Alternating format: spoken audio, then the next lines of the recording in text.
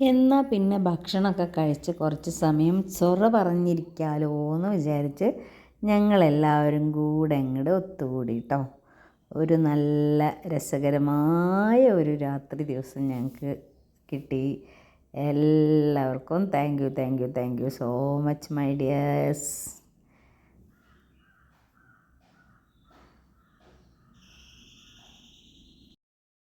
മാറ്റിക്കൊണ്ട്